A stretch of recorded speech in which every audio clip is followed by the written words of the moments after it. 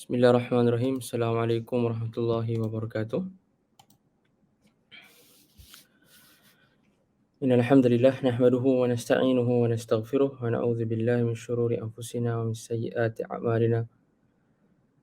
Man yahdihillahu fala mudilla lahu wa man yudlil fala hadiya lahu. Asyhadu an la ilaha illallah wa asyhadu anna Muhammadan abduhu wa rasuluh. Allahumma 'allimna ma yanfa'una wanfa'na bima 'allamtana warzuqna ilman yuqarribuna ilaika ya arhamar rahimin. Allahumma faqihna fid din wa 'allimna at-ta'wil. Wahdina siratal mustaqim. اللهم إنا نعوذ بك من علم لا ينفع ومن قلب لا يخشع ومن نفس لا تشبع ومن دعوة لا يسمع أما بعد. Alhamdulillah, kita diberi kesempatan daripada Allah Azza wa Jalla untuk kita sambung pengajian kita dan perbahasan kita berkaitan nazam Safwah Az-Zubat karangan Al-Imam Ibn Raslan Ar-Ramli Asy-Syafi'i rahimahullah. Yang mana kita berhenti minggu lepas pada rangkap ke-95 ataupun 96. Kata pengarang, qala al-muallif rahimahullah wa nafa'ana bi'ulumihi fid darain. Najasatul khinziri mithlul kalbi tughsalu sab'an marratan biturbi. Minggu lepas anda dah terangkan dah bahawa kenajisan khinzir itu adalah sama dari sudut beratnya dengan kenajisan anjing. Kerana ulama di dalam mazhab Asy-Syafi'i dan juga mazhab Al-Hanbali, As-Sada Al-Hanabilah dan juga As-Sada Asy-Syafi'iyah mengkiaskan di antara khinzir dan anjing. Okey, dikiaskan khinzir dan anjing dengan kias aula, okey, dengan kias aulawi. Itu anda terangkan minggu lepas.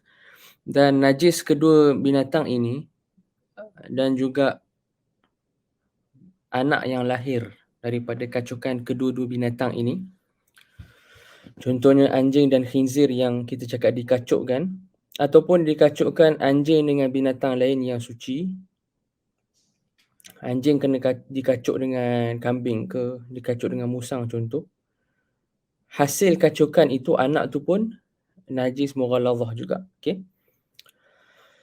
Begitu juga khinzir, jika dikacukkan dengan binatang lain, kalau kita andaikanlah dikacukkan dengan binatang yang suci, nescaya hasil kacukan itu anaknya juga najis mughalladhah. Okey. Juga najis mughalladhah. Okay. Dan ana dah sebut kaedahnya, al-waladu yatba'u akhas walidayh. Okey. Anak ni, binatang yang hasil kacukan ini, dia akan mengikuti ibu bapa dia yang paling teruk dari sudut hukum kenajisan. So kalau ayah dia suci, ibu dia najis, anak tu akan ikut ibu dia yang najis. Okey. Tughsalu sab'an marratan biturbi, dibasuh dengan 7 basuhan. Ini pun sebab berdasarkan hadis Nabi SAW lah. Okey. Faghsiluhu sab'an ulahunna biturab. Nabi SAW sebutkan dalam hadis yang sahih diriwayatkan oleh Abdullah bin Mughaffal. Faghsiluhu sab'an ulahunna biturab, ataupun ukhrahunna biturab, ataupun ihdahunna biturab. Okey, dengan riwayat yang pelbagai. Yang mana bila ada riwayat yang pelbagai ini dan kesemuanya sahih dalam mazhab Syafi'i, ditafsirkan bahawa kita boleh basuh dengan tanah ini pada basuhan yang pertama boleh, pertengahan boleh, kedua, ketiga boleh, keenam boleh, ketujuh pun boleh, yang terakhir pun boleh. Pada awal ke, pada akhir ke, pada pertengahan, kesemuanya boleh. Okey. Sebab kita tak boleh nak tarjih di antara riwayat-riwayat yang ada ni, maka kita amalkan dengan kesemua riwayat yang ada. Maka basuhan dengan tanah itu boleh berlaku pada mana-mana basuhan. Okey, boleh berlaku pada mana-mana basuhan. Dan kita telah sebutkan, anda dah sebutkan minggu lepas bahawa basuhan untuk menghilangkan ain najis itu yang mughalladhah, Walaupun kita basuhnya mungkin dengan beberapa kali basuhan, sekali, 2 kali, 3 kali, 4 kali contoh. Katakanlah sampai 4 kali basuhan. Basuhan untuk menghilangkan ain najis itu dikira 1. 1 daripada 7. Okey, dikira 1 daripada 7. Walaupun kita perlukan sampai 3, 4, 5 basuhan untuk hilangkan ain najis, zat najis tu, tetapi basuhan untuk menghilangkan ain najis ini dikira 1. Okey. Maka basuhan setelahnya barulah kita nak kira itu basuhan yang kedua. Ini adalah tafsir bagi riwayat hadis yang kata wa'affiruhu tsaminata bitturab. Campurkan air itu pada basuhan yang ke-8-nya dengan tanah. Wa'affiruhu tsaminah bitturab. Dan ianya hadis yang sahih. Maka ulama hadis berbincanglah ataupun kita cakap berbahas. Kenapa ada riwayat yang kata 8 sedangkan majoriti riwayat kata 7? Okey. Majoriti kata 7, ada satu kata 8. Daripada kita terus tarjihkan, maksudnya kita kata riwayat yang kata 7 itu lebih sahih daripada riwayat yang kata 8. Sebagian ulama hadis mengambil pendekatan untuk jamakkan harmoni.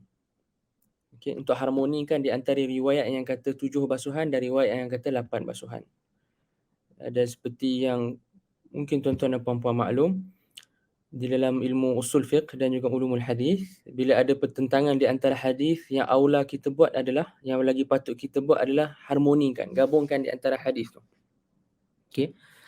Taufiq, harmonikan, barulah kita pergi kepada langkah kedua, tarjih jika perlu. Kalau tak perlu pergi ke langkah kedua iaitu tarjih, kita pilih mana riwayat yang lagi kuat, kita akan harmonikan.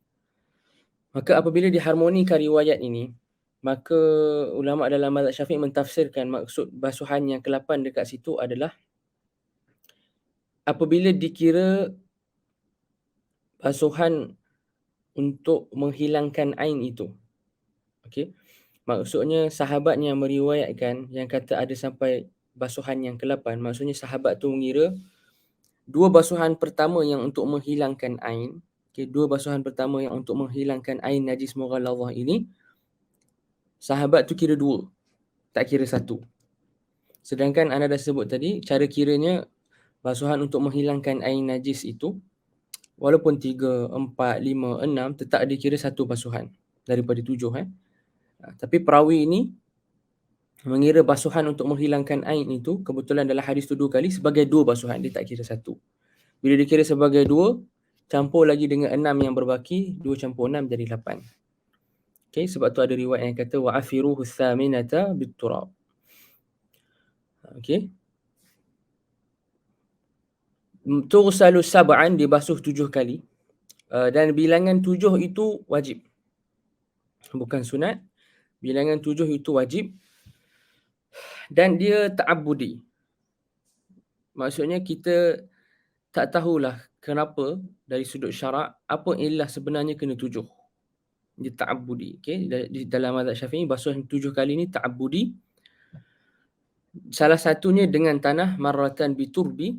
At-turb pun anda sebutkan minggu lepas adalah salah satu lughah, maksudnya bahasa atau cara sebut dalam bahasa Arab bagi perkataan tanah. Kita boleh sebut perkataan tanah dalam bahasa Arab ni turab boleh, turb pun boleh. Turb ini salah satu cara untuk sebut perkataan tanah, dipanggil satu lughah. Okay. Salah satu cara yang disebut oleh sebahagian orang Arab. Okay, kabilah tertentu contohnya biturbi. Okay. So salah satu basuhannya dengan tanah. Adakah sabun yang ada zaman sekarang ini boleh menggantikan tanah? Persoalan timbul. Kan persoalan mungkin timbul. Adakah sabun-sabun yang ada zaman sekarang ni yang dihasilkan dengan formula-formula yang kita cakap berteknologi tinggi, dikaji dari sudut bahan kimianya, adakah ianya boleh menggantikan tanah? Jawapannya tidak. Jawapannya tidak. Sabun yang ada pada zaman sekarang tak boleh menggantikan tanah. Kerana penggunaan tanah dan juga bilangan 7 itu ta'abbudi. Ta'abbudi ni maksudnya tuan-tuan dan puan-puan, hadirin hadirat yang dirahmati Allah sekalian, Ta'abudi ni maksudnya kita buat berdasarkan apa yang arahan dah sampai kat kita taati dan patuh sahaja. Dia bukan hukum hakam yang di sebaliknya kita boleh tahu makna dia. Kita boleh tahu reasoning sebabnya. Kerana hukum hakam ni kadang-kadang dia ta'abudiyah dan hukum hakam ni kadang-kadang dia ma'qulatul ma'na. Kadang-kadang hukum hakam ni kita boleh faham sebab dia, reasoning dia, ilah dia. Dan kadang-kadang hukum hakam ni kita tak boleh faham sebab dia.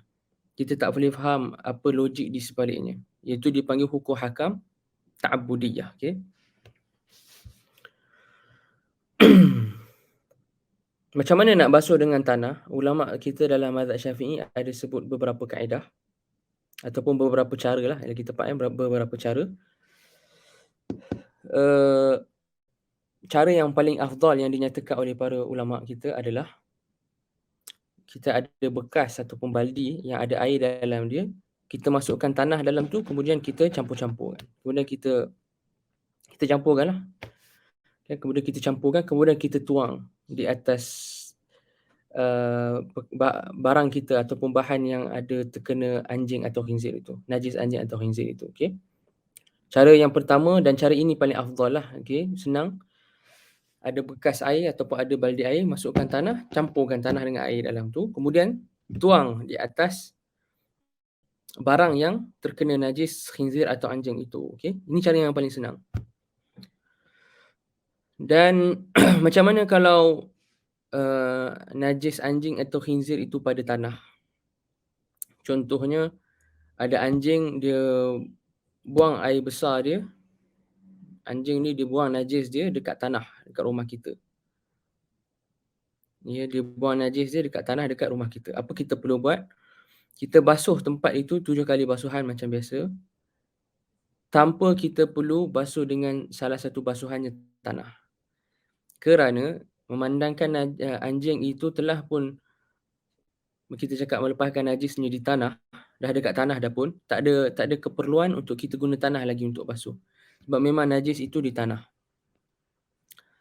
Okay, sebab itulah kata fuqaha kita, la ma'na ataupun la faidata li tatribit turab. Tak ada faedah untuk kita pergi basuh tanah tu dengan tanah.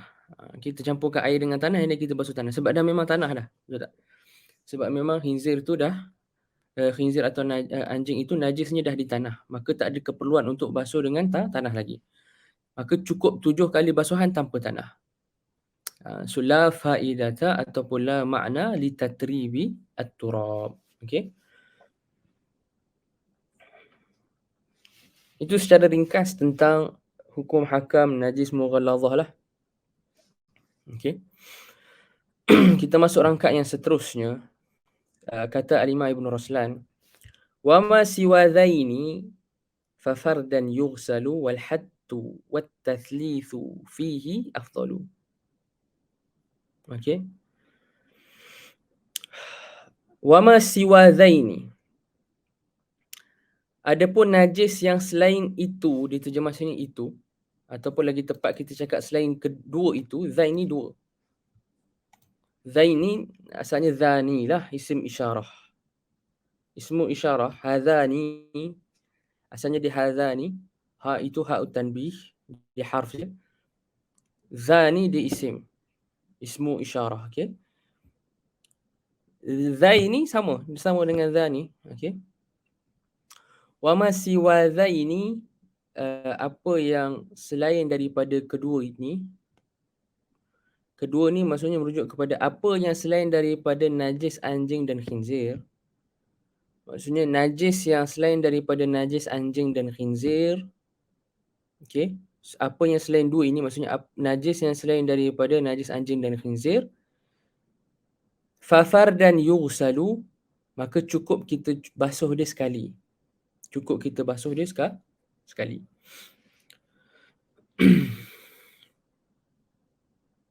Okay. Cukup kita basuh dia sekali. Fardan yughsalu. Asalnya fayughsalu fardan lah. Maksudnya dia basuh sekali. Fardan tu maksudnya sekali. Sekarang Al-Imam Ibn Raslan nak bagi tahu dekat kita, hadirin hadirat yang dirahmati Allah sekalian, nak bagi tahu dekat kita hukum najis mutawassithah. Najis mutawassithah. Najis pertengahan. Kalau tuan-tuan dan puan-puan, hadirin hadirat boleh berikan perhatian, ana nak sebutkan satu perkara penting. Di dalam mazhab kita, sekurang-kurangnya lah, dalam mazhab kita, najis ini dibahagi kepada 3. Hadas pun dibahagi kepada 3 mengikut pembahagian sebahagian ulama, antaranya Syekh Zakaria, Syekhul Islam Zakaria Al-Ansari. Kita ada 3 jenis najis yang mana tuan-tuan dan puan-puan pun saya rasa dah maklum, iaitu najis mughalladhah yang paling berat, seperti anjing, khinzir dan kacukan kedua binatang tersebut. Kemudian kita ada najis mukhaffafah. An-najasah al-mukhaffafah. An-najasah al-mukhaffafah ni najis yang ringan. Contohnya, najis ringan ni satu sahaja, iaitu air kencing bayi lelaki yang bawah umur 2 tahun qamariyah, maksudnya kalender Islam, yang tidak makan melainkan susu. Itu nanti kita akan belajar. Itu kita akan belajar bawah nanti. Najis mukhaffafah adalah kencing, air kencing bayi lelaki bawah umur 2 tahun qamariyah, maksudnya kalender Islam, yang tidak pernah makan ataupun tidak makan melainkan susu sahaja. Tidak makan untuk tujuan kita cakap taghadzi, untuk dijadikan makanan utama dia, untuk dia membesar, melainkan susu sahaja. Itu nanti kita akan tengoklah. Itu najis mukhaffafah. Selain daripada 2 ini, kaedah yang tuan-tuan dan puan-puan boleh buat, kaedah dia, apa sahaja najis selain daripada najis anjing dan khinzir dan kacukan keduanya, begitu juga selain daripada najis air kencing bayi lelaki tadi yang bawah umur 2 tahun itu, apa sahaja najis selain daripada 3 ini, maka dia masuk dalam kategori mutawassithah. Maksudnya dia masuk dalam kategori najis mutawassithah, iaitu najis pertengahan. Sekarang dekat rangkap ni Al-Imam Ibn Raslan nak bincang tentang najis mutawassithah. Dan ana sebut juga tadi, sebahagian ulama dalam mazhab kita, antaranya Syekh Zakaria Al-Ansari rahimahullah, juga membahagikan hadas kepada 3. Hadas kecil, hadas pertengahan atau besar, dengan hadas paling besar. Hadas kecil, hadas kecil. Hadas besar, junub, janabah. Okey. Hadas yang paling besar dengan paling berat adalah haid dengan nifas. Okey, itu mengikut pembahagian Syekh Zakaria, Al-Ansari rahimahullah. Jadi kata Imam Ibn Raslan, pengarang Nazam Zubat kita ni, tuan-tuan dan puan-puan, apa sahaja najis yang bukan 2 ini, ismu isyarah ni sekarang sedang merujuk kepada apa sahaja najis selain daripada anjing dan khinzir, maka dibasuh sekali. Wal hattu wat tathlithu fihi afdalu. Al-had ini maksudnya kita kikis dia. Kita cuba kikis ataupun kita cuba gosok untuk hilangkan najis tu. Al-had, kadang-kadang ulama sebut juga al-qars. Okey. Boleh kita perah, kita kikis najis tu, kikis. Itu dipanggil had. Kita kikislah, macam kita nak cuba buang. Al-qars kita perah, kan. Yang mana hukum kita perah, hukum kita kikis ini lagi afdal, sunat. Hukum kita perah ataupun kita kikis kesan najis yang ada dekat pakaian, contohnya ada kesan najis dekat pakaian, hukum kita kikis najis itu asalnya sunat. Sebab tu kata Imam Ibn Raslan, fihi afdalu, maksudnya lagi afdal, buatlah lagi sunnah. Okey. Hanya sahaja jika najis itu, ni hadirin-hadirat yang dirahmati Allah sekalian, bagi perhatian. Hanya sahaja jika najis tu tak boleh bersih melainkan dengan kita kikis dia. Kebersihan dia bergantung kita kena kikis dia, maka waktu tu kikis najis tu menjadi wajib hukum. Kesimpulan dia, al-had, kita kikir-kikir najis tu, hukum asalnya sunat. Jika najis itu memang takkan hilang melainkan dengan kita kikis je, waktu tu menjadi wajib. Waktu tu menjadi wajib. Wal hattu wat tathlith, maksudnya kita basuh 3 kali basuhan. Fihi afdalu. Macam kita wuduk. 3 kali wuduk sunnah. Dalam isu membuang najis ini, okey. Najis mutawassithah, tuan-tuan dan puan-puan, najis mutawassithah ini, najis mughalladhah tak sunat 3 kali. Najis mughalladhah tak sunat 3 kali sebab memang kita akan basuh dia 7 kali dah pun. Kita dah memang akan basuh dia 7 kali, maka tak sunat untuk kita tathlith. Tak sunat untuk kita tathlith. Okey. Sebab ada kaedah dalam mazhab kita sebutlah al-mukabbar la yukabbar. Okey. Kadzalika al-musaghar la yusaghar. Okey, ada kaedah macam tu. So yang basuhan 7 kali ni dah tak payah nak tathlith dah, tak payah 3 kali basuhan. Dah kata 7 kali, tak ada keperluan. Cuma najis mutawassithah yang mana asalnya cukup dengan sekali basuhan, kalau dia dah najis tu dah hilang dengan basuhan yang pertama contohnya, maka sunat untuk kita basuh lagi tempat tu dengan basuhan kedua dan ketiga. 3 kali macam kita ambil wuduk. Basuhan kedua dan ketiga. Itu sunnah. Apa dalilnya? Tuan-tuan dan puan-puan, hadirin hadirat yang dirahmati Allah sekalian.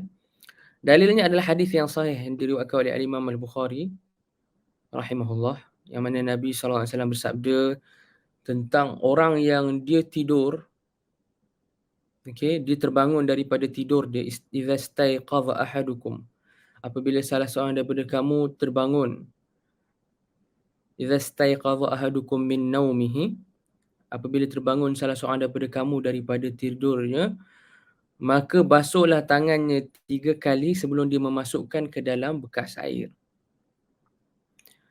Okey, falyaghsil yadayhi thalathan qabla an yudkhilahuma al-ina. Okey, qabla an yudkhilahuma al-ina ataupun fil ina. Qabla an yudkhilahuma al-ina fa innahu la yadri aina batat yaduh. Kerana dia tak tahu waktu dia tidur tangan dia pergi mana. Kan? Maksudnya bila dia tidur mungkin dia tersentuh najis. Mungkin bila dia tidur dia tersentuh kawasan-kawasan badan dia yang ada najis ke ataupun keliling dia ada najis, maka tak tahu mungkin dia tersentuh najis. Okey? Kan? Tak tahu mungkin dia tersentuh najis. Maka Nabi SAW kata sebelum dia nak ambil wuduk nanti, okay, dia nak masukkan tangan di dalam bekas air, sunnah untuk dia basuh tangan ni 3 kali. Falyaghsil yadayhi qabla an yudkhilahuma al-ina' thalathan. 3 kali. Sunnah 3 kali. Sebab dikhawatiri ada najis. Dikhawatiri ada najis. Dari hadis ini, ulama mazhab Syafi'i juga mengeluarkan hukum, istinbat hukum, ekstrak hukum bahawa kalau kita basuh najis, memang kita sunnah untuk basuhnya sampai 3 kali. Basuhan kedua dan ketiga itu boleh jadi sunnah. Walaupun dengan basuhan pertama contohnya dah cukup untuk menghilangkan najis, tapi basuhan kedua dengan ketiga boleh jadi sunnah berdasarkan hadis tadi. Okay? Hadis sahih. Dan hadis tu ada perbahasan lah. Kalau dibahaskan mungkin dalam bab wuduk nanti anda bahas. Hadis tu ada perbahasan lain yang penting dalam bab wuduk. Okay. Wal hattu wat tathlithu fihi afdalu. Okay. Rangkap seterusnya, yakfika jaryul ma'ala al-hukmiyyah wa an yuzala al-'ainu min 'ainiyah.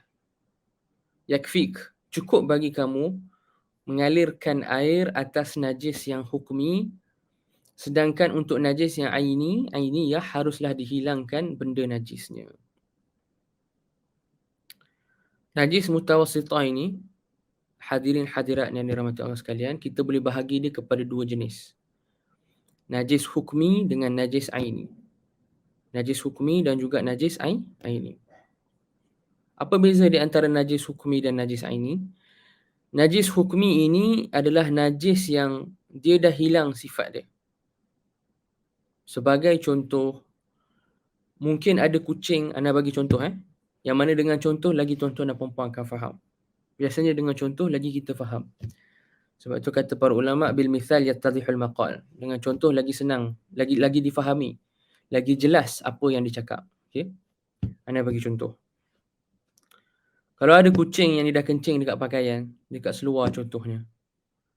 Kemudian kesan kencing kucing itu dah kering, berlalu beberapa hari contoh. Kesan kencing kucing itu tadi dah hilang. Warna tak ada, bau pun tak ada. Okey. Rasa pun tak ada. Kan? Apa hukum seluar tadi yang kena kencing kucing tu? Hukumnya seluar itu tetap najis. Walaupun kita dah tak nampak najis dia dah. Hukumnya dia tetap najis. Selagi mana kita tahu seluar tu tak basuh lagi, tapi kita tahu contohnya semalam ada kucing kencing. Walaupun kesan kencing kucing tu dah kering, dah tak ada bau, rasa, warna, okey, tetap seluar itu dianggap najis, bernajis, mutanajis, okey. Seluar itu dianggap bernajis, mutanajis.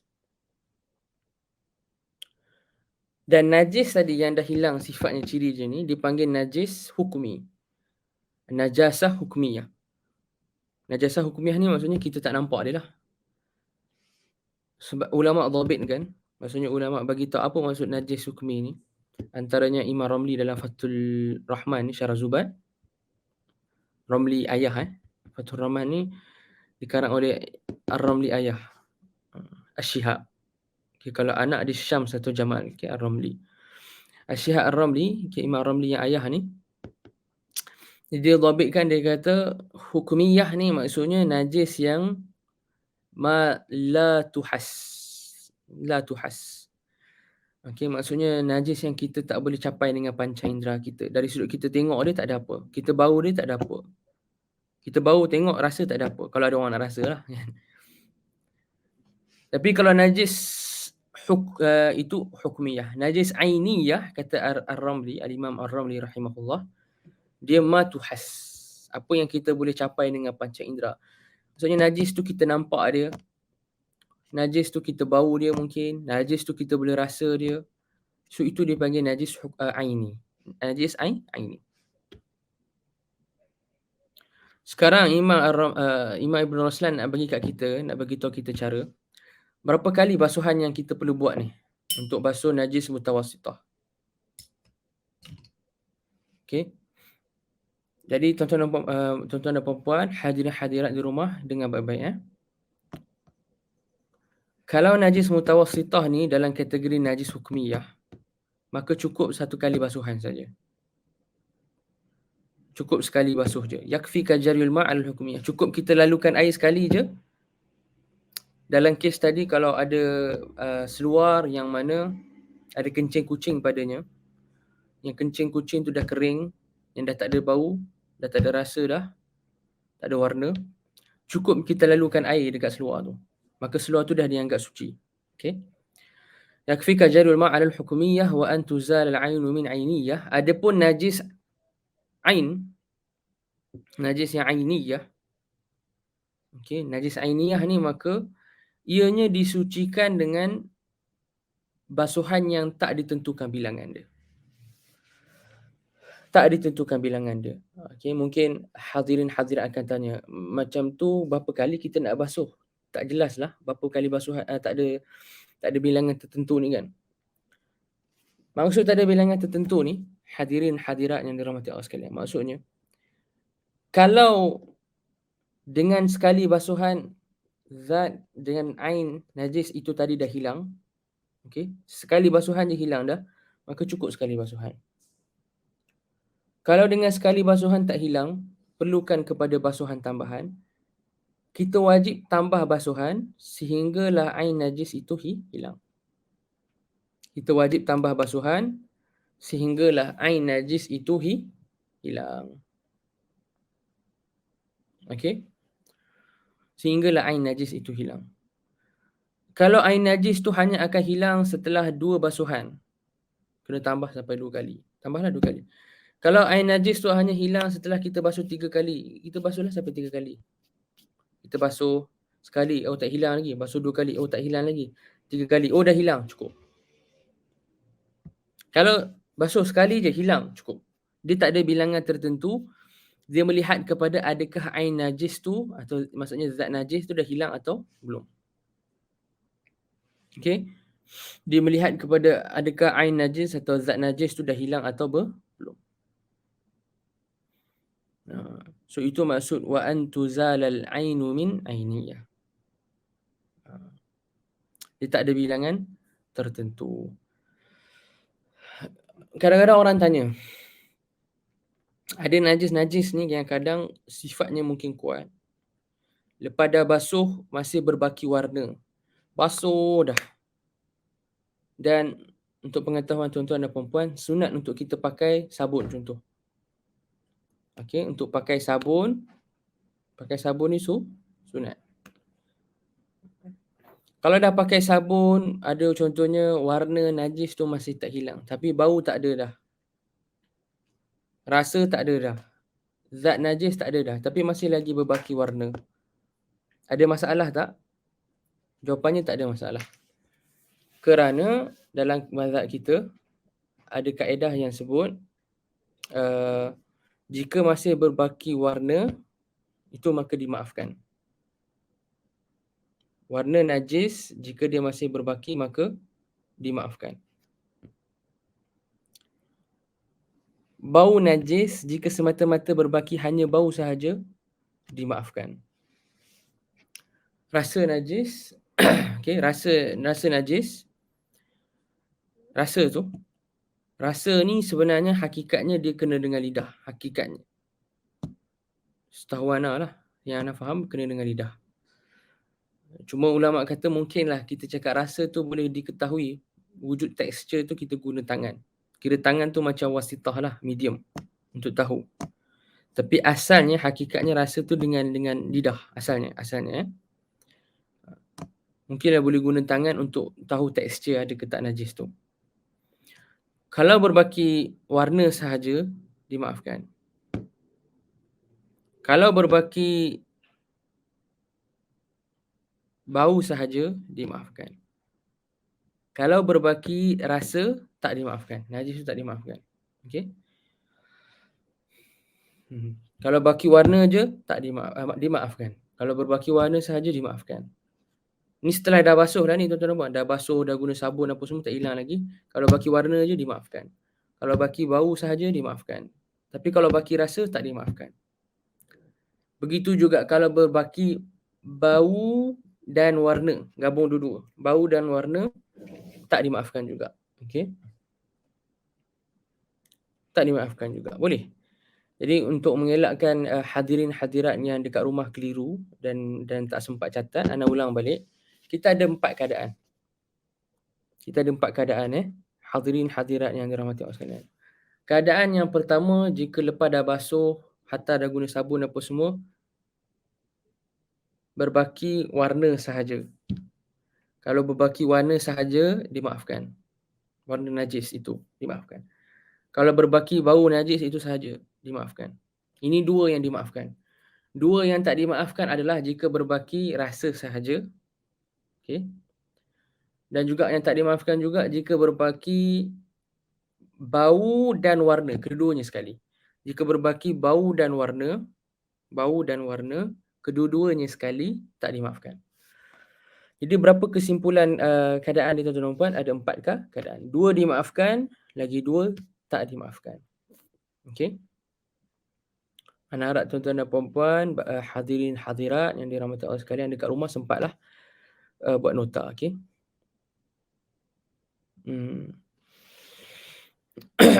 Seterusnya kita masuk pada rangkap 98. Pada rangkap ini Imam Ibn Ruslan akan mula masuk berbicara tentang najis mukhaffafah. Okey, najis mukhaffafah. Kata Imam Ibn Ruslan, wa baulu tiflin ghaira darrin ma akal yakfihi rashun in yusib kullal mahal. Okey. Wa baulu tiflin ghaira darrin ma akal yakfihi rashun in yusib kullal mahal.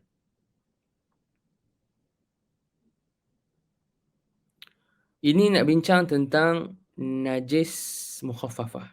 Okey. Hadirin hadirat yang dirahmati Allah sekalian. Yang mana isu najis mukhaffafah ini sebenarnya telah disebut dalam banyak hadis. Antaranya hadis yang paling jelas adalah hadis yang diriwayatkan oleh Al-Imam At-Tirmizi. Yang mana Nabi SAW bersabda, "Yughsalu baulul jariyah wa yurashu min bauli as-sabi." Atau kama qala Nabi SAW. Okey. Dibasuh dibasuh air kencing bayi wanita, yughsalu min baulil jariyah. Air kencing bayi wanita ni, bayi perempuan lah maksudnya, bayi perempuan dibasuh dengan air, kena basuh, yughsal, wa yurashu min baulis sabi. Okey, wa yurashu min baulis sabi. Dalam riwayat lain, wa yurashu min baulil ghulam. Dan untuk air kencing budak lelaki maka cukup untuk direnjis sahaja, yurash. Direnjis Okey, cukup untuk direnjis saja. Kalau kita tengok dekat terjemahan ini, memandangkan terjemahan ini bahasa Indonesia hadirin hadirat yang dirahmati Allah sekalian, dia kata maka cukuplah dicipratkan air atasnya. Maksudnya renjih lah. Rush kan, macam tu. Ala kulli hal, kita akan pergi bicara perbahasan ni dengan lebih terperinci sebab dia perbahasan yang ada banyak juga masalahnya yang perlu tuan-tuan dan puan-puan tahu. Seingat ana dalam isu renjis bayi lelaki ini adalah pandangan mazhab Syafi'i dan juga mazhab Hanbali. Okey. Mazhab Hanbali, cuma ana tak pasti kalau mazhab lain ana tak ingat. Mazhab lain macam mana? Mazhab Maliki dengan Hanafi. Wallahu alam setakat yang ingat itulah. Wa baulu tiflin ghaira darrin ma akal, kita baca dan cuba fahami dulu.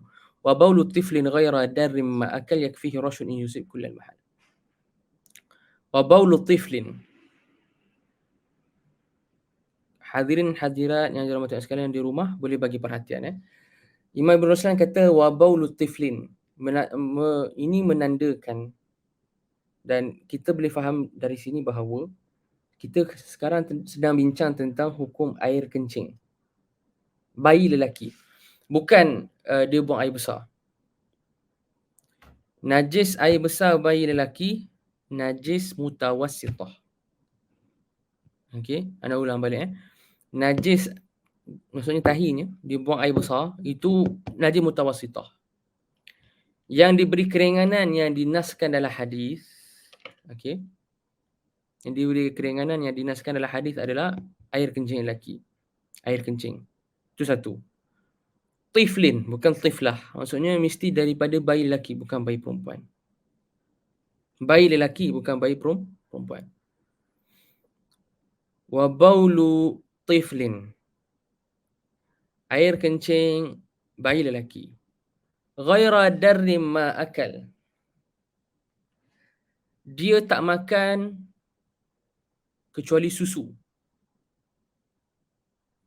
Maksudnya, makanan yang menjadi makanan asasi bayi itu untuk dia membesar, untuk dia terus hidup, untuk dia sihat. Okey, untuk tujuan dia ni lah, dia terus hidup dan sihat dan membesar. Kita cakap litaghadhi, menjadi dia punya makanan asasi dia, mesti susu. Sahaja. Bukan mesti susu campur yang lain, tak. Mesti susu sahaja. Mesti susu sahaja. Kalau dia ada ambil makanan lain selain daripada susu, untuk tujuan jadi makanan asasi dia, untuk dia membesar, untuk dia sihat juga, selain daripada susu dia makan, maka air kencing dia jadi mutawassitah. Untuk tak jadi mutawassitah, dia kena makan susu je. Makan atau minum susu je. Okay? Susu sahaja. Susu. Susu tu pula, dia tak mesti susu ibu. Tak mesti susu ibu. Sebahagian, nampak tak macam dekat sini tuan-tuan dan puan-puan. Ni tuan-tuan dan puan-puan perhatikan.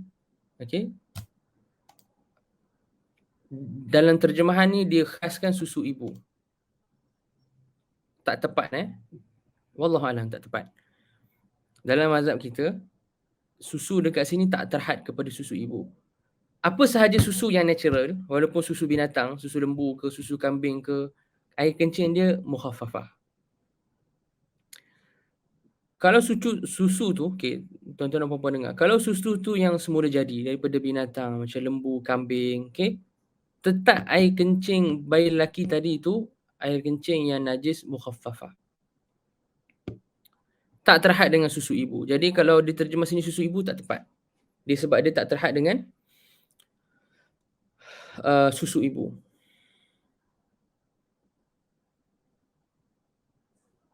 Okey.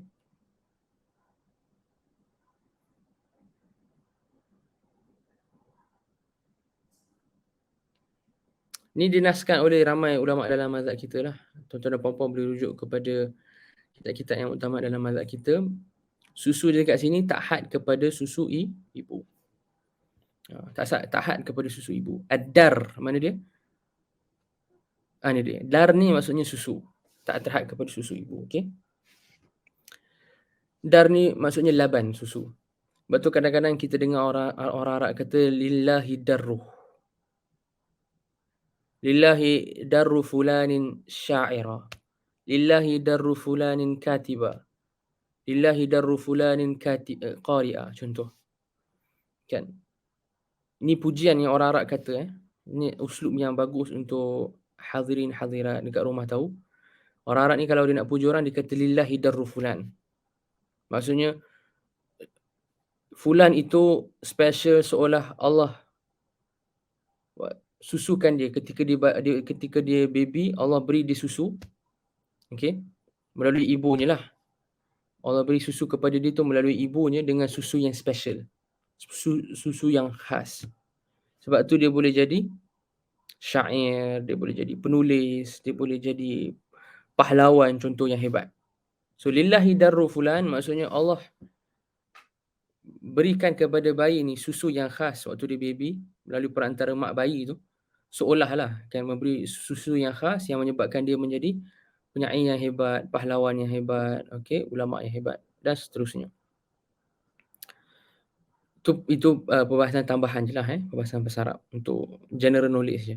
Wa baulu tiflin ghaira darrim ma'akal. So kita dah tahu tadi susu sini apa sahaja susu yang semula jadi walaupun daripada binatang. Daripada binatang lah yang kita panggil susu. Yang kita panggil susu.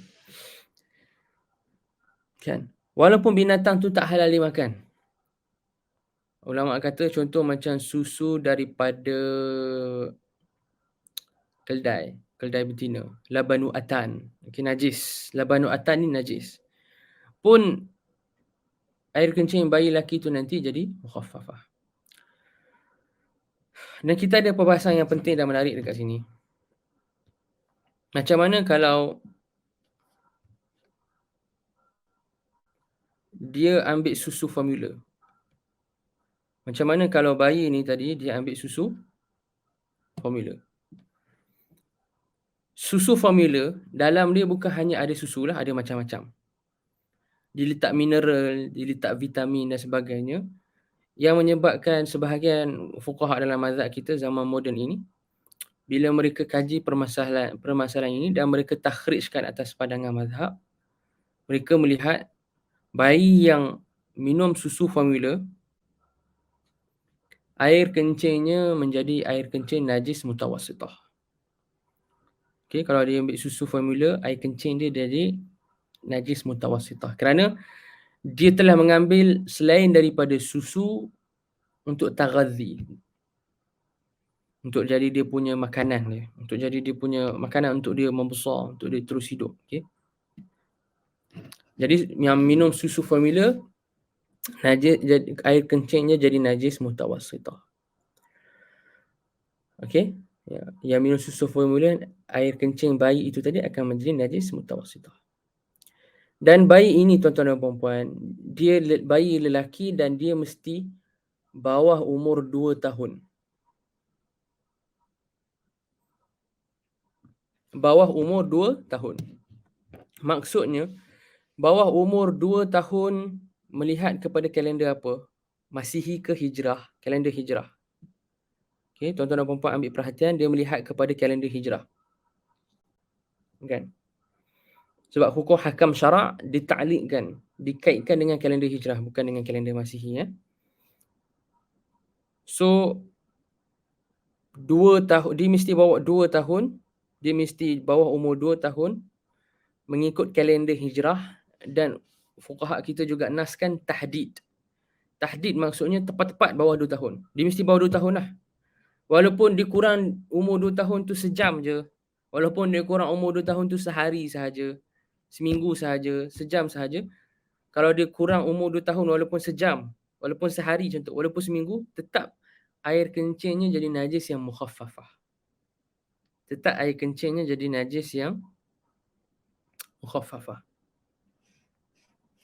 Boleh tuan-tuan dan puan-puan, tetap air kencingnya menjadi najis yang mukhaffafah. Kalau kita takdirkan bayi itu lahir, kita takdirkan 1 Muharram 1440 Hijrah.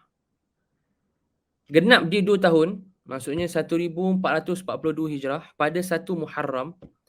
Kalau dilahir pada pukul 12.30 hari, maka 12.30 hari 1 Muharram 1442 Hijrah, waktu tu, setelah sampai waktu tu dan seterusnya, najis air kencing dia jadi mutawassitah. Kurang daripada 12.30 hari 1 Muharram 1442 Hijrah kurang, maka air kencingnya jadi najis mukhaffafah. Jadi dia pakai kalender Islam dan dia tahdidan. Itu tuan-tuan dan puan-puan kena ingat. Dia tahdidan, bukan takriban, bukan takribi, dia tahdidi. Okey. Boleh tuan-tuan dan puan-puan. So, kesimpulan dia adalah kencing bayi lelaki, kencing mesti kencing, bukan tahi contohnya, kencing bayi lelaki. Bayi lelaki bawah umur 2 tahun qamariyah dan tahdidan yang anda dah hurai tadi, tak makan melainkan susu. Tak mesti susu ibu. Tak melainkan susu. Macam mana kalau dia ada ambil ubat? Selain daripada susu, dia ada ambil ubat, contohnya ada doktor bagi ubat tertentu, tak apa. Kalau dia ada ambil ubat tertentu, tak apa. Sebab ubat ni, ubat-ubatan dimakan bukan kerana tujuan taghadzi, kata ulama fiqh kita. Ubat-ubatan dimakan untuk tujuan litadawi, untuk berubat, tadawi, untuk berubat. Ataupun untuk tabarruk, untuk berkat. Contohnya tahnik. Okey, yang mana tabarruk, yang berkat yang ada pada tabarruk ni dibahaslah kan. Sebab asalnya yang buat tahnik ni sunnah yang Nabi SAW tunjukkan, tahnik bayi. Okey, sebab itulah sebahagian ulama ada yang melihat tahnik ni di antara khususiyah Nabi sebab dia melibatkan keberkatan zat. Adalah sebahagian walaupun jumhur tak cakap macam tu. Cuma tahnik ini bila dibagi baby tu kunyahan kurma kan sikit, dibuh kat langit dia tu, kunyahan kurma. Dia makan selain daripada susu tapi bukan untuk tujuan taghadzi. So air kencing dia lepas tu tetap mukhaffafah. Ana ulang balik. Air kencing dia lepas tu tetap mukhaffafah. So bayi yang ditahnik, air kencing dia tetap mukhaffafah walaupun dia dah pernah makan kurma sikit. Sebab kurma yang dimakan tu bukan untuk tujuan taghadzi. Okey, ini disebutkan oleh fuqaha kita lah. Kan? Ada yang pernah tanya Ana dulu berkaitan dengan isu ni. Ana teringat ada soalan yang pernah tanya Ana. Dia kata, bagaimana sekiranya bayi itu minum hanya untuk sementara waktu? Contohnya bulan pertama setelah lahir susu ibu. Kemudian setelah itu bayi minum susu ibu semula sebagai rutin. Contohnya dia mungkin minum susu ibu and then dia ada minum je susu formula untuk beberapa hari. Kemudian dia balik susu ibu balik. Macam mana kalau bayi tu asalnya dia minum susu ibu, contohlah susu ibu, kemudian diselangkan beberapa hari dia pakai susu formula, minum susu formula, kemudian susu ibu balik. Apa jadi? Jawapannya air kencing bayi itu tetap najis mutawassitah. Okey, jawapannya air kencing bayi itu tetap najis mutawassitah. Dia tak jadi najis, dimaafkan. Walaupun lepas dia minum susu formula tu dia kembali minum susu ibu, tetap menjadi najis mutawassitah. Okey. Sebab tu sebahagian kitab fiqh, antaranya satu hasyiah salah satu hasyiah yang dikarang oleh seorang ulama di Indonesia untuk Fathul Mu'in, namanya Qurratul Ain. Fi at-takmilati wat-tashili Fathul Mu'in. Okey, alfaz Fathul Mu'in kalau anda tak silap nama hasyiah tu, beliau sebut, "Amma idza akala aw shariba ghaira labanin litaghadhi walau marrah, maksudnya walaupun sekali sahaja, okey, kan. Ataupun dia akala ta'aman qabla al-haulain litaghadhi thumma tarakahu waqtasara, okey. Thumma tarakahu waqtasara ala syurbi al-labani faqat ghusila min baulihi ala al-awjah. Kan, walaupun dia minum susu ibu kan, kemudian dia makan sekejap susu formula, minum sekejap susu formula, kemudian kembali balik minum susu ibu, tetap air kencing dia jadi mutawassithah. Tetap air kencing dia jadi mutawassithah, okey. Jadi kalau dia dah jadi air kencing mutawassithah, apa kita nak buat? Kata Imam Ibn Raslan, yakfihi rashun in yusib kullal mahal. Kan? Cukup kita rush. Cukup kita rush. Cuma sebelum itu, tuan-tuan dan puan-puan kena faham. Air kencing yang bayi lelaki yang kita nak renjis ni, dia mesti purely air kencing. Kalau air kencing bayi ni, ni hadirin hadirat yang di rumah beri perhatian. Kalau air kencing bayi ni dah bercampur dengan krim, kita ada sapu krim dekat baby tu, ataupun ada orang disapu minyak kat baby. Air kencing baby lelaki ni, kalau dah bercampur dengan krim, kalau dah bercampur dengan minyak, maka kena basuh. Tak boleh rush-rush ni, tak boleh nak renjis-renjis ni. Kita bincang renjis ni kalau dia semata-mata air kencing je. Okay? Pertama, keringkan dulu kawasan tu. Ulama kata sebelum kita renjiskan dengan air, kita hilangkan air najis. Hilangkan air najis ni boleh dengan pelbagai cara lah. Tisu ke. Cara yang paling mudah, sama ada tisu ataupun kita keringkan. Okay?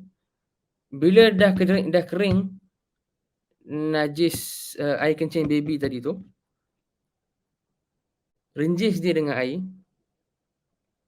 Pastikan air yang kita renjis tu kena semua kawasan, meliputi semua kawasan. Dia mesti meliputi semua kawasan. Ulama kita naskan ya'um, mesti meliputi semua kawasan. Kemudian dia mesti ada yaghmur, dia mesti meliputi semua kawasan dan basah. Dia basah dan meliputi semua kawasan. Kawasan tu ditenggelami air sikit. Tak disyaratkan sayalan. Sayalan ni maksudnya air tu mengalir, tak disyaratkan. Sebab kalau air tu mengalir, maksudnya kita dah guna air banyak. Itu dah tak jadi rush, itu dah jadi ghasl. Itu dah jadi ghasl. Okey.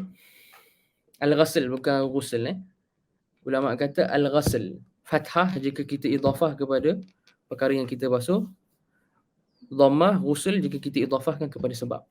So, kalau kita renjis dia dengan air, pastikan kena semua kawasan, air tu kena semua kawasan dan dia dah lembap dan dipenuhi. Lembap dengan air. Air tu dah cover kawasan tu. Tapi tak disyaratkan sayalan. Tak disyaratkan air kena mengalir. Sebab kalau air tu mengalir, maksudnya air dah banyak, dia jadi ghasl. Okay.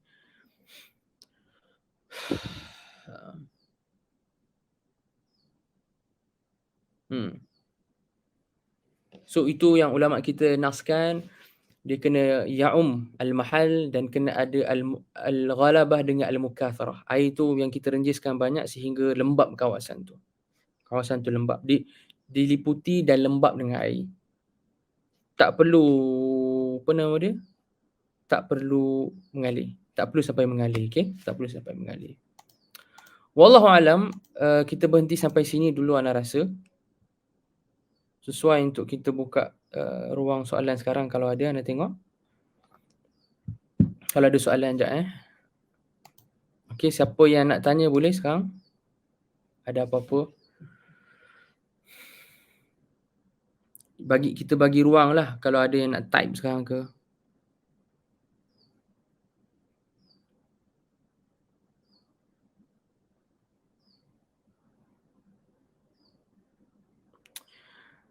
Seandainya seluar Ulang, bagi balik yang awal-awal tadi, ana terlepas. Ha. Seandainya seluar dalam kita terkena kencing semasa kita kencing di R&R kerana bergegas dan tak tahan, bolehkah kita letak air sikit tempat kencing itu lalu perah? Tak boleh. Dia tak cukup dengan air sikit je, kita kena basuh. Kita kena basuh. Kalau nak main air sikit macam kita just renjis-renjis ke, tak. Dia mesti basuh dan ada air tu kena mengalir. Okey. Kemudian nak perah tak apa. Lepas tu nak perah tak apa. Tapi mesti kena basuh dengan air yang banyak sehingga mengalir. Mesti kena ada sayalanul ma'. Macam kita belajar tadi, yakfika jarul ma'al hukumiyah, kan. Wa an tuzal ainu min ainiyah. Kita kena basuh sehingga air kencing tu hilang ain dia. Kena basuh dengan air yang banyak sehingga air kencing tu hilang dengan ain dia hilang. So tak boleh kita letak air sikit je kita renjis, tak kena basuh dengan air yang banyak sampai dia mengalir. Yakfika jarul ma'al hukumiyah wa an tuzal ainu min ainiyah. Antuzal al-ainu min ainiyah. Okey. Faham So itu jawapan dia. Tak cukup untuk kita just ni kemudian kita perah. Ada soalan lain?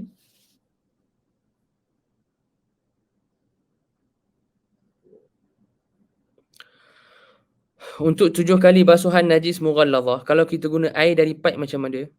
Kemudian ustaz, kalau basuhan guna 7 bekas tapi ukuran air tak sama, boleh? Contohnya baldi 1 liter tapi ukuran air kita guna tak sama untuk semua basuhan. Boleh. Okey. Ana jawab satu-satu. Kalau guna air pipe boleh. Air pipe boleh, air pipe yang mutlak. Air pipe boleh. Air pipe tu kira air mutlak lah. Itu satu.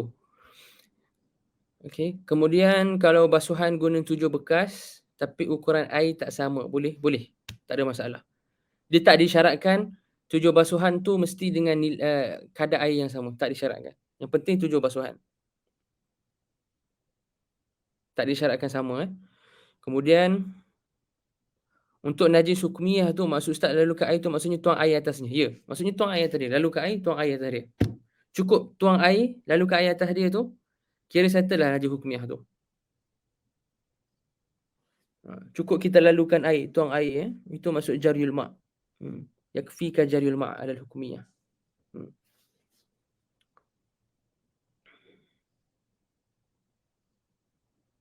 Boleh Ada soalan lain? Sudah tak ada soalan. Okey. Jadi sampai sini sahaja tuan-tuan dan puan-puan. InsyaAllah minggu depan kita akan sambung pada perbahasan usalatu an-najasah. Oh, ada lagi satu. Kalau kencing kucing dah kering tapi sikit baunya masih ada. Kalau kencing kucing tu dah kering tapi bau dia masih ada, dia jadi najis najis aini. Dia jadi najis ainiyah. Macam ana sebut tadi, dhabitnya di sisi Ar-Ramli sebut ni, Asy-Syaikh Ar-Ramli sebut dalam Fathur Rahman. Najis aini tu dhabit dia ma tuhas, apa yang kita boleh capai dengan panca indera. Kalau kita masih bau kencing kucing tu walaupun sikit, kita boleh capai dengan panca indera kita, maksudnya tu najis aini. Ainiyah. So bila najis ainiyah, macam kaedah yang ana cakap tadilah, kita kena basuh sehinggalah zat dia hilang. Ain najis tu hilang, zat najis tu hilang.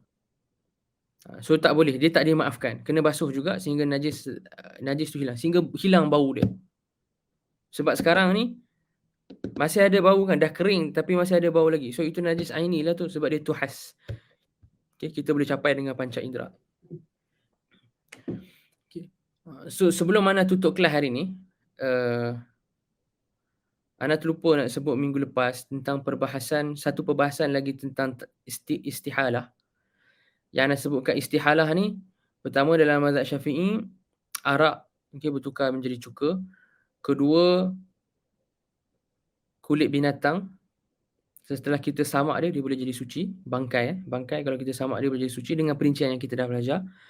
Yang ketiga yang ana tak hurai, ana hurai ringkas je kemudian kita habis kelas kita, iaitu apa yang ulama kita naskan, wa ma sara dudan, wa ma sara hayawanan ataupun wa ma sara dudan. Macam dinaskan dalam Al-Muqaddimah Al-Hadramiyah oleh Al-Allamah Bafadil. Wa ma sara hayawanan ataupun sara dudan. Maksudnya bangkai lembu bila bangkai lembu, ada bangkai lembu seekor ni, kita dapati lepas berlalu beberapa jam atau beberapa hari, dekat bangkai lembu ni tiba-tiba datang ulat. Tiba-tiba ada ulat. Ulat dekat bangkai kan. Jadi sebahagian ulama dulu-dulu, mereka ingat ulat yang ada dekat bangkai lembu ni, dia datang daripada bangkai lembu tu sendiri. Daripada daging lembu, berubah jadi ulat. So mereka rasa itu istihalah. Daging lembu tadi yang bangkai najis, berubah jadi ulat, ulat suci lah. Kan? Sebab mana dah bahas, semua binatang ketika dihidup, zat dia suci kecuali anjing dengan khinzir. So ada ulama dalam mazhab kita kata antara bentuk istihalah ni, daging bangkai lembu tadi tu berubah jadi ulat. Sebab daging bangkai najis, ulat suci. Kan, wa ma sara hayawana ataupun wa ma sara dudan. Cuma pandangan ni tak tepat. Pandangan ni tak tepat dinaskan oleh seorang ulama kita namanya Ba'ishan. Ba'ishan dia ada syarah nama dia Bushral Karim. Bagi Al-Muqaddimah Hadramiyah, Ba'ishan ada sebut dah. Sebenarnya dia bukan ulat tu datang daripada bangkai lembu tu punya daging. Tak. Ulat tu datang sebab ada binatang lain lah, dia bertelur. ulat tu datang sebab ada binatang lain dia bertelur. Kemudian keluarlah ulat bangkai tu. So ulat bangkai ni bukan terhasil daripada daging bangkai tu bertukar. Tak, dia datang sebab ada binatang lain bertelur. Maka sebenarnya ulat tu suci, tapi dia tak berlaku apa-apa istihalah. Tak berlaku apa-apa perubahan zat daripada najis ke suci. Kan? Ini disebut oleh Al-Allamah Ba'ishan dalam Bushral Karim. Dinaskan oleh beliau. Okay, hatta ana sendiri bila ana belajar Muqaddimah Hadramiyah dengan Syekh ana, Syekh Akram Usban, hafizahullah, beliau pun nyatakan benda sama. Okay? Ada soalan lain? Tak ada dah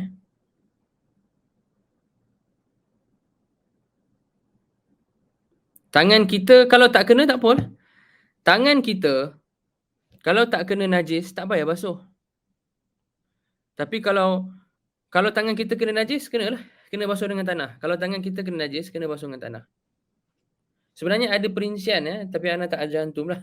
Ada perincian furuk, iaitu macam mana kalau kita basuh najis tu, kemudian najis yang tadi tu mungkin terpercik atau terpindah kena tangan atau baju kita. Tak apalah, itu mungkin dekat kitab lain ke. Tapi secara beringkasnya ana ajar antum, mana bagi jawapan. Kalau tangan kita kena najis anjing, tangan kita basah terkena anjing yang kering. Ataupun anjing tu basah terkena tangan kita yang kering. Okay, ataupun tangan kita basah kena dekat anjing yang basah. Bila berlaku pemindahan najis macam tu, kita basuh tangan kita 7 kali, salah satunya dengan tanah. Salah satunya dengan tanah juga. Tapi kalau kita ada anjing kena tangan kita, anjing tu kering, tangan kita kering, tak payah basuh. Anjing tu kering, tangan kita kering, tak payah basuh. Al-jaf fil jaf laisa najisan ataupun tahirun bila khilaf, seperti kata para ulama kita. Okey. Boleh sampai sini sahaja. Yang baik itu daripada Allah, yang lemah tersilap cakap daripada diri anda sendiri. Semoga tuan-tuan dan puan-puan dapat manfaat. InsyaAllah kita jumpa minggu depan lah jika tiada aral melintang. Kalau ada yang follow kuliah ni buat nota pun bagus. Buat nota nak share ke apa ke bagus. Okay. Ana galakkan lah. Ana bukan bagi arahan, ana galakkan bagus kalau ada yang nak buat nota apa termindah dan sebagainya. Jadi insyaAllah kita jumpa minggu depan. Subhanakallah hamdika asyhadu an la ilaha illa anta astaghfiruka wa atubu ilaik. Assalamualaikum warahmatullahi wabarakatuh.